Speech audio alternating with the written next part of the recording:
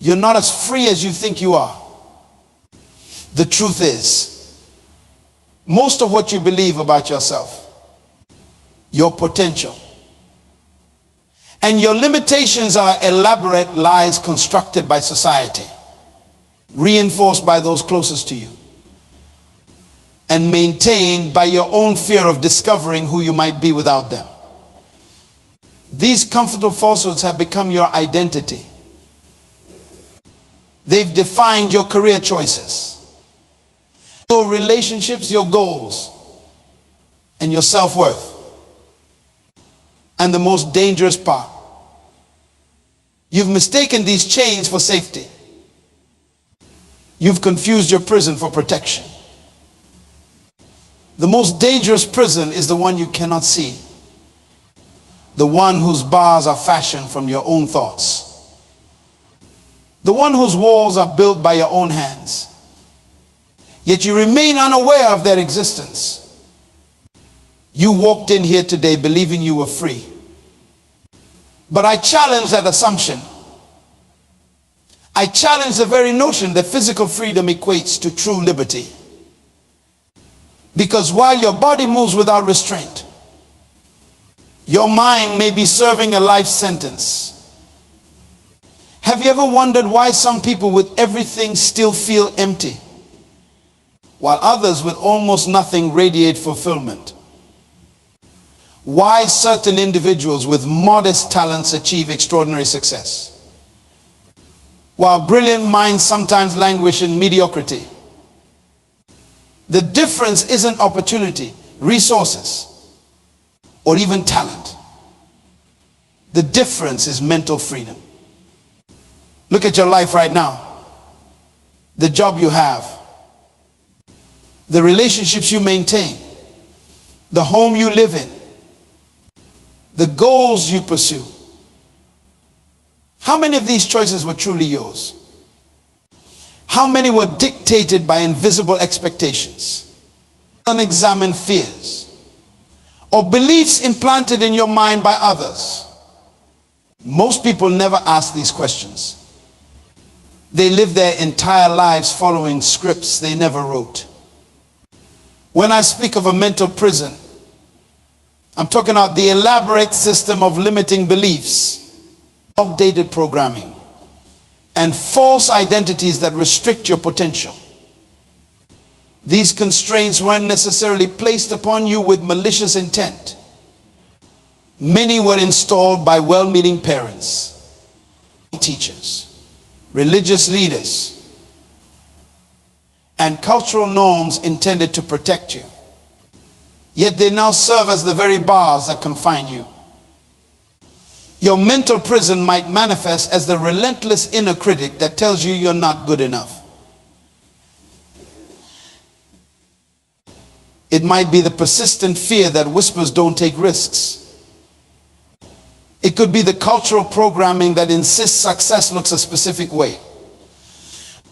Or perhaps it's the comparison trap that constantly reminds you everyone else is doing better than you. These mental constraints create invisible boundaries for your life.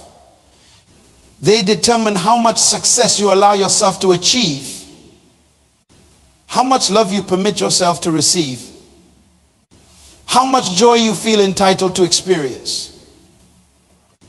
Like a bird born in captivity, you may have no concept of how high you could soar if these limitations were removed. What makes this form of imprisonment particularly insidious is that you are simultaneously the prisoner and the warden. You maintain your own confinement. You enforce your own restrictions. You rationalize your own limitations. And you resist your own liberation. Let me ask you something. What would your life look like if you had never been told what you couldn't do? Who would you be if you had never internalized messages about your limitations? What would you attempt if failure wasn't something you feared? Contemplate these questions deeply, because they point toward your authentic potential, the person you were designed to become before the world convinced you to become someone else. I once encountered a remarkable individual who grew up in circumstances that should have predestined failure. Raised in poverty with minimal education, surrounded by negativity and crime. This person had every statistical reason to continue the cycle. Yet somehow, they refused to accept the mental narrative society had prepared for them. They rejected the identity of limitation. They questioned every can and shouldn't that came their way. And in doing so, they constructed an entirely different life than anyone would have predicted. When asked about their extraordinary journey, they shared something profound. I never accepted that my circumstances defined my destiny. I realized early that while I couldn't control what happened around me, I had absolute authority over what happened within me. This illuminates a fundamental truth. Your circumstances may influence your mental prison, but they don't construct it. You build it yourself, thought by thought, belief by belief, decision by decision. And what you have built, you can also dismantle. The process begins with awareness. You cannot escape a prison you don't realize exists. Most people sleepwalk through life, unaware that their thoughts, beliefs, and emotional patterns are not immutable facts, but conditioned responses. They mistake the voice of conditioning for the voice of truth. They confuse cultural expectations with natural law. They accept limitation as destiny. But you are different. Your presence here suggests a stirring within a recognition that something isn't aligned. Perhaps you've glimpsed the bars of your confinement. Maybe you felt the constraint of your mental chains. This awareness, however uncomfortable, is the essential first step toward liberation. Consider how many of your perceived limitations are actually self-imposed. I'm not creative. I'm bad with money. I don't have leadership qualities. I'm too old to start something new. I don't deserve success. These statements aren't objective truths. They're interpretations you've accepted. Narratives you've internalized, identities you've embraced. And every time you repeat them, you strengthen the walls of your confinement. Your mental prison also manifests in how you interpret events. Two people can experience identical circumstances yet extract entirely different meanings. One sees opportunity where another sees obstacle. One finds a lesson where another finds only pain. One is motivated by challenge while another is paralyzed by it. The event itself doesn't dictate the response. Your mental framework does. This explains why individuals with seemingly every advantage sometimes achieve little, while others with overwhelming obstacles accomplish the extraordinary.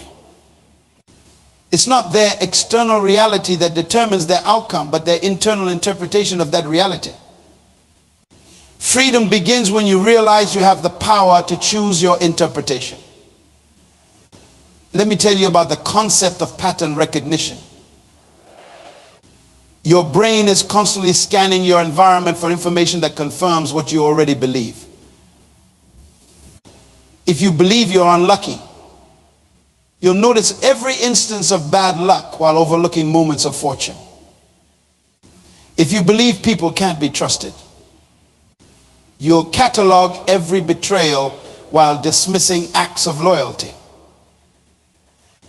If you believe success is unattainable for someone like you, you'll document every failure while discounting every achievement. This selective attention creates a self-reinforcing cycle. Your beliefs determine what you notice. What you notice strengthens your beliefs. And these strengthened beliefs further narrow your perception. It's a perfect system for maintaining imprisonment. But here's the liberating truth. This system works both ways. Just as negative pattern recognition can reinforce limitation, positive pattern recognition can dismantle it. When you consciously direct your attention toward evidence that contradicts your limiting beliefs, you begin weakening the prison walls. Another aspect of your mental confinement is emotional reactivity. When you respond automatically to triggers without conscious awareness, you're living from your programming rather than your potential. The person who flies into rage at minor provocations, who crumbles under slight criticism, who retreats from reasonable risk, is not exercising freedom but demonstrating conditioning. Emotional liberation doesn't mean suppressing your feelings. It means developing the capacity to experience emotions without being controlled by them. It means creating space between stimulus and response, a space where choice resides. In that space lies your power and your freedom. The roots of your mental imprisonment often extend into childhood. During your formative years, you absorb messages about who you were, what was possible, what was expected, and what was forbidden. Many of these messages weren't delivered through explicit instruction, but through observation, experience, and subtle cues. They bypassed your critical thinking and embedded themselves directly into your subconscious, where they've been operating as invisible commands ever since. What commands are running your life? What subconscious directives are determining your choices? What mental programs are executing without your conscious permission? These are uncomfortable questions because they challenge the illusion that you're fully in control of your decisions. But true liberation requires this level of self-examination. Your journey toward mental freedom will require courage, not the kind of courage that faces external dangers, but the kind that confronts internal truths. You must be willing to question everything you've assumed about yourself. You must be prepared to examine beliefs you've never before questioned. You must be ready to challenge identities you've long taken for granted. This journey also demands honesty. You must acknowledge the ways you've participated in your own confinement.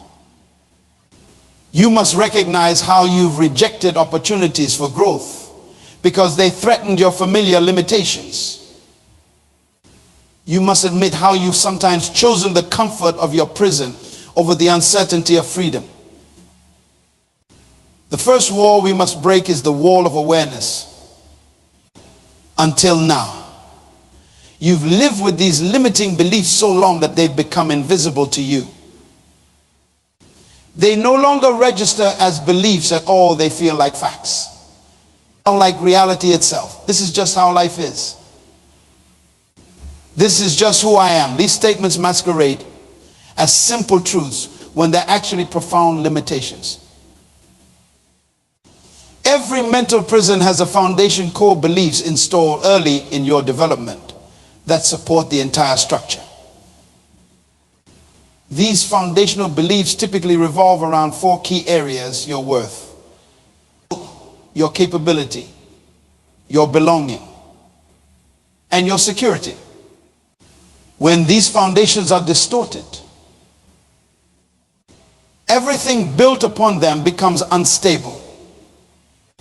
If you believe at your core that you must earn love through achievement, you'll construct a life of endless striving with little satisfaction.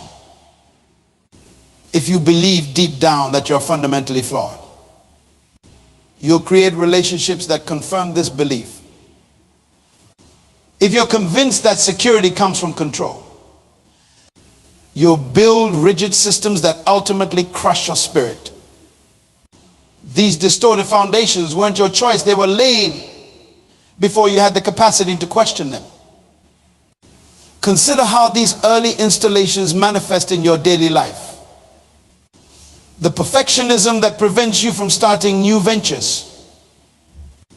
The people-pleasing that leaves you emotionally exhausted. The fear of judgment that keeps your voice silent. The compulsive comparison that steals your joy. These aren't random behaviors, they're logical responses to your core programming.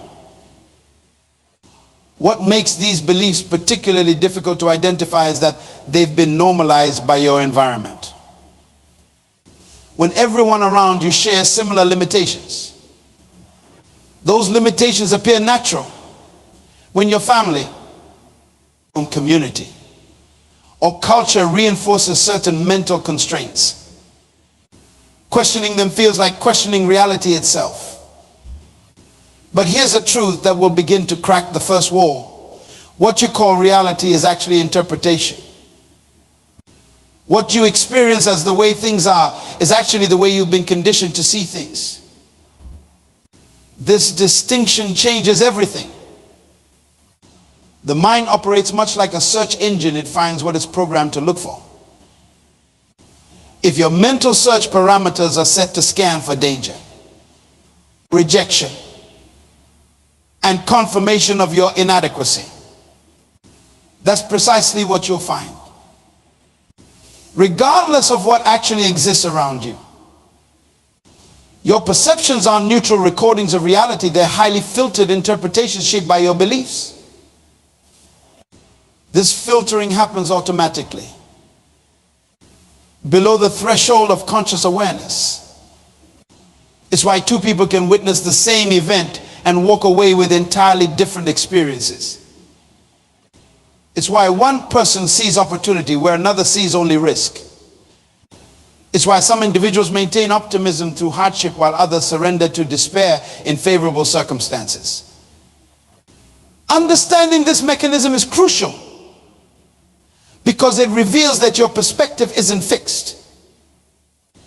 By consciously reprogramming your mental filters, you can literally change what you perceive. This isn't magical thinking, it's the practical application of neuroplasticity.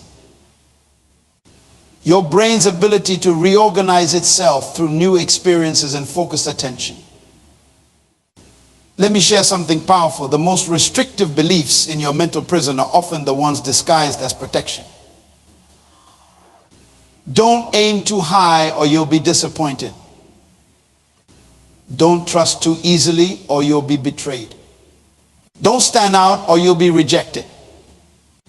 These cautionary beliefs present themselves as wisdom, as prudence, as necessary defenses against a threatening world. But in reality, they're preemptive surrenders that eliminate both risk and possibility. Examine your life for places where you've confused safety with imprisonment. Where have you chosen the certainty of limitation over the uncertainty of growth?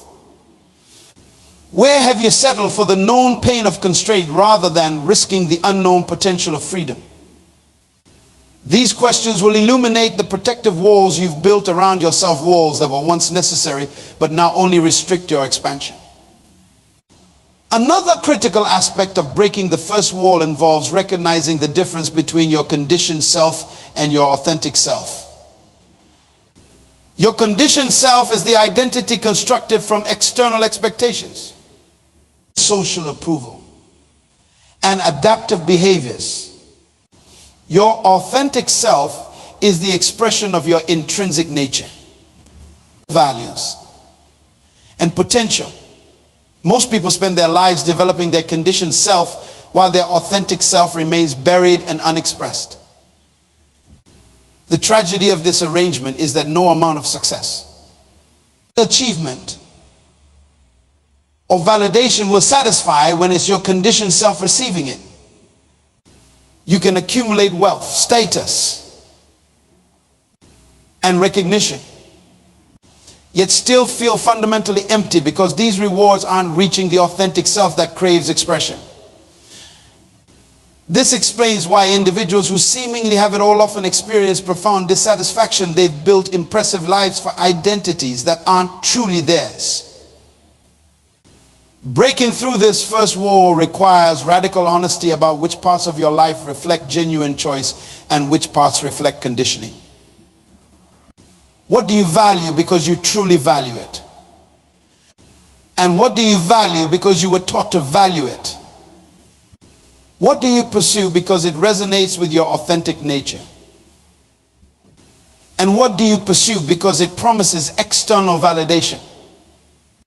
These distinctions are rarely clear-cut, but the process of questioning itself begins the separation between your authentic self and your programming.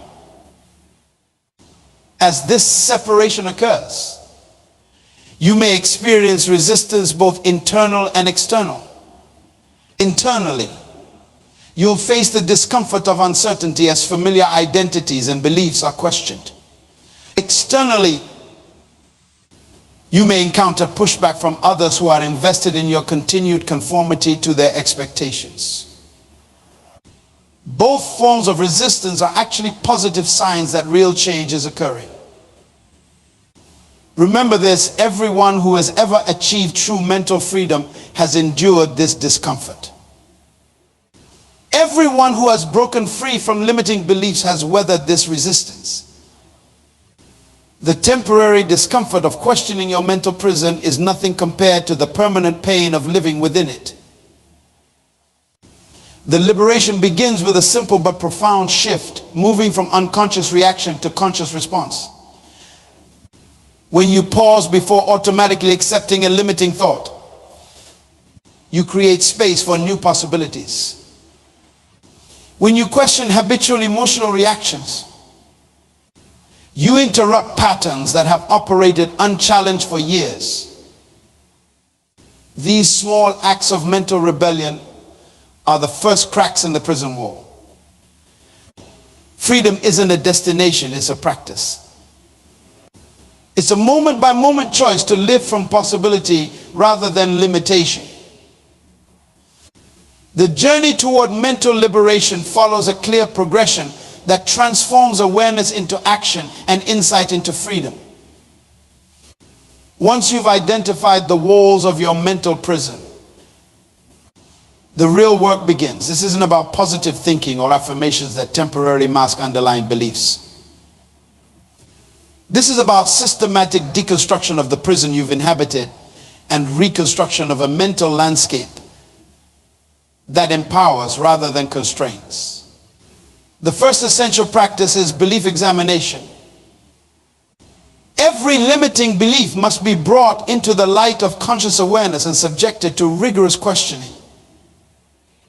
When your mind declares, "I can't do this," ask yourself, is this an objective fact or an interpretation? What evidence supports this belief? What evidence contradicts it? Where did I first learn this? How has accepting this belief served me? How has it limited me? This questioning process doesn't immediately dismantle entrenched beliefs, but it does something equally powerful. It creates distance between you and the belief. Instead of being submerged in the belief as an unquestioned reality, you begin to see it as one perspective among many. This distance is the beginning of freedom. Next comes the practice of intentional exposure. Your mind has likely been protecting you from experiences that might challenge your limiting beliefs. If you believe you lack social skills, you avoid social situations. If you believe you can't handle criticism, you refrain from sharing your work. This avoidance feels like self-protection, but it's actually self-imprisonment, reinforcing the very limitations you wish to overcome. Breaking free requires deliberate exposure to experiences that contradict your limiting beliefs. This exposure must be calibrated, challenging enough to disrupt your patterns, but not so overwhelming that it reinforces them. Small, consistent steps beyond your comfort zone create new neural pathways that gradually replace limitation with possibility. The third practice is identity evolution. Most limiting beliefs are entangled with your sense of identity. Who you think you are determines what you believe you can do. If I'm not a creative person, it's part of your identity. Creative expression will feel inauthentic regardless of your actual creative capacity. Liberating yourself requires consciously evolving your identity to incorporate new possibilities. This isn't about denying your history or fabricating a false self. It's about expanding your self-concept to include dormant aspects of your potential. You begin by using language that creates space for growth. I'm developing my creative abilities rather than I'm not creative. You accumulate evidence of your expanding capabilities through small successes. You deliberately associate with individuals who embody the qualities you're developing. Another crucial element is environmental redesign. Your physical and social environments powerfully reinforce your mental patterns. The people you regularly interact with, the information you consume, the physical spaces you inhabit all exert subtle but persistent influence on your thinking. Liberating yourself requires intentionally structuring these environments to support your expansion rather than reinforce your limitations. This might mean reducing exposure to negative influences, surrounding yourself with individuals who exemplify mental freedom, consuming information that challenges rather than confirms your limiting beliefs, and creating physical spaces that symbolize possibility rather than constraint. The fifth practice is emotional fluency. Many mental prisons are maintained not by thoughts but by unprocessed emotions. Fear, shame, guilt, and grief can become trapped in your system, creating energetic blockages that manifest as persistent limiting beliefs. No amount of cognitive work will fully liberate you if these emotional currents remain unaddressed.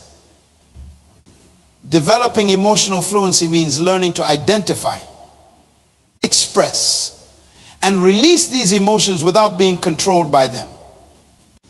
It means creating internal permission to feel fully without judgment. It means recognizing that emotions are temporary experiences passing through your awareness, not permanent conditions defining your identity. An essential but often overlooked aspect of mental liberation is purpose alignment. Mental freedom isn't simply about removing constraints.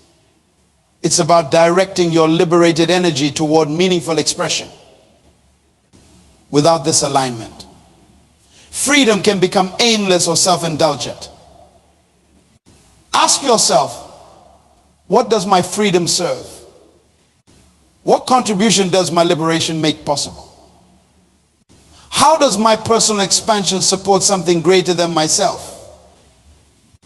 These questions transform liberation from a self-focused pursuit into a purposeful journey with significance beyond your individual experience. The final and perhaps most transformative practice is present moment embodiment. Most mental prisons exist in imagined pasts or projected futures. They're constructed from memories of what was or anxieties about what might be. The present moment, the only moment in which you actually exist, remains largely unoccupied.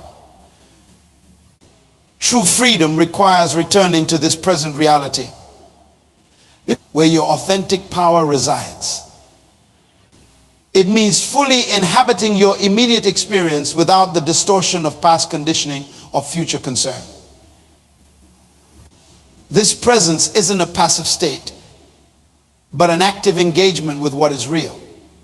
Right now, in this moment, Once you've begun dismantling the walls of your mental prison, you face an equally important challenge: constructing a new mental architecture that supports freedom rather than confinement. Liberation isn't merely about removing limitations, it's about establishing new foundations that generate possibility. This reconstruction begins with value clarification in your mental prison. Your values were likely inherited rather than chosen. You valued achievement because it brought approval. You valued security because it promised safety. You valued conformity because it offered belonging. These external values created a life that looked successful from the outside but felt hollow from within. True freedom requires identifying your intrinsic values, those that resonate with your authentic nature rather than your conditioning. Ask yourself, what matters to me when nobody is watching? What brings me alive independent of external recognition? What would I devote myself to even if it brought no status or reward? These questions reveal values that will form the foundation of your liberated life. With your authentic values identified, you must then align your daily choices with these deeper priorities. This alignment often requires difficult decisions, saying no to opportunities that don't serve your intrinsic values. Stepping away from relationships that reinforce old patterns.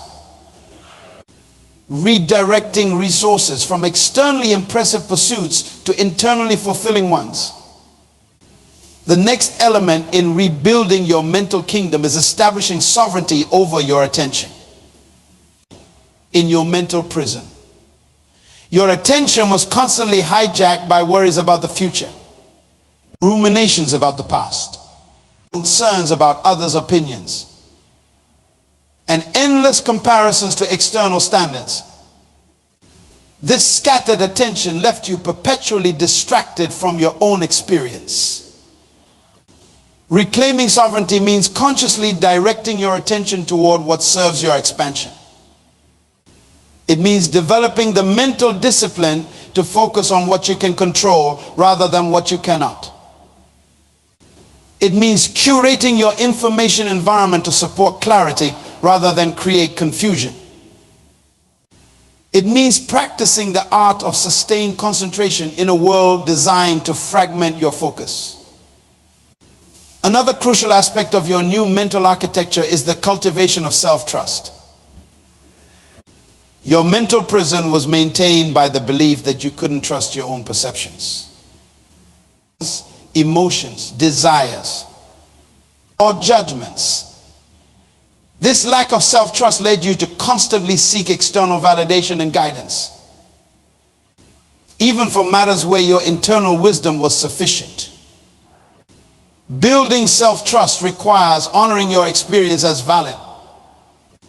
It means recognizing that your emotions, while not always accurate indicators of external reality, are always accurate indicators of your internal state. It means acknowledging your capacity to learn from mistakes without being defined by them. It means valuing your unique perspective even when it differs from conventional wisdom. The walls of your new mental kingdom must include healthy boundaries, not barriers that isolate you from others, but clear delineations between what is yours to carry and what belongs to others. In your mental prison, these boundaries were likely porous or rigid. You either absorbed others' expectations as your responsibility or walled yourself off from meaningful connection. Healthy boundaries allow you to remain open to others without being overwhelmed by them.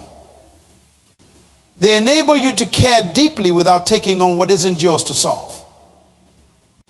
They create space for genuine intimacy based on choice rather than obligation. These boundaries aren't fixed but fluid, adapting to different relationships and circumstances while maintaining your core integrity. At the center of your rebuilt mental kingdom stands the practice of conscious creation. In your mental prison, you are primarily reactive, responding to circumstances, adapting to expectations, adjusting to limitations. This reactivity created a life that happened to you rather than through you. Conscious creation means recognizing your power to generate new possibilities rather than merely selecting from apparent options. It means understanding that circumstances may influence your choices but don't determine them. It means accepting that while you can't control every external event, you always retain the power to choose your response. This creative power expresses itself through the stories you tell. In your mental prison, you likely told disempowering stories about your past. My childhood damaged me. Your present, I'm stuck in this situation. And your future, things never work out for me. These narratives weren't objective accounts, but interpretations that reinforce limitation. Your liberated mind consciously authors new stories. It reinterprets the past as preparation rather than punishment. It views the present as possibility rather than constraint. It envisions the future as created rather than predetermined. These new narratives aren't denials of difficulty, but recognitions of resilience. Not rejections of reality, but expansions of what's possible within it. The ultimate test of mental freedom isn't what happens in moments of ease, but how you respond in moments of challenge. Liberation isn't the absence of difficulty, but the presence of choice within it. Living unleashed means bringing your liberated mindset into every dimension of your existence, especially when circumstances invite regression into old patterns. What does this unleashed life look like in practice? It manifests as the courage to pursue aspirations that your imprisoned mind would have dismissed as unrealistic. It shows up as the resilience to face setbacks without interpreting them as confirmations of your limitations. It appears as the compassion to relate to others from authentic connection rather than need or obligation. It emerges as the creativity to find possibilities where others see only problems. The unleashed life is characterized by a fundamental shift in orientation from security to growth, from certainty to curiosity, from control to trust. This shift doesn't guarantee constant comfort. In fact, it often leads to discomfort as you continually expand beyond familiar boundaries. But it does guarantee constant aliveness, engagement, and the deep satisfaction that comes from living in alignment with your potential. A crucial aspect of living unleashed is recognizing that freedom is contagious. As you liberate yourself, you create permission for others to do the same. Your courage inspires courage. Your authenticity invites authenticity. Your expansion encourages expansion. Without saying a word, your transformed presence communicates new possibilities to everyone you encounter. This ripple effect is how individual liberation becomes collective transformation. The mental prisons confining most people aren't unique to them. They're variations on universal patterns of limitation that maintain systems of conformity and control.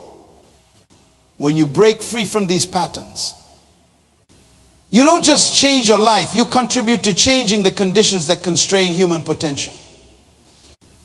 Living unleashed also means embracing paradox.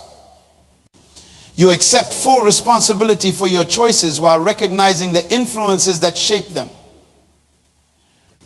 You pursue meaningful goals while remaining unattached to specific outcomes. You plan for the future while fully inhabiting the present. You honor your individuality while acknowledging your interconnection. These paradoxes aren't contradictions to resolve, but polarities to integrate as you evolve beyond either or thinking. The unleashed life isn't a final achievement, but an ongoing evolution. Each limitation transcended reveals subtler limitations previously invisible. Each level of freedom attained opens awareness of greater freedoms yet unexplored. This never-ending journey might seem exhausting from the perspective of the imprisoned mind that craves arrival and completion. But from the perspective of the liberated spirit, it represents the exhilarating adventure of human potential continuously unfolding. Remember, the walls that once confined you were built by beliefs you didn't choose but perpetuated without questioning. The freedom you now create comes from consciously choosing what you will believe and therefore what you will experience.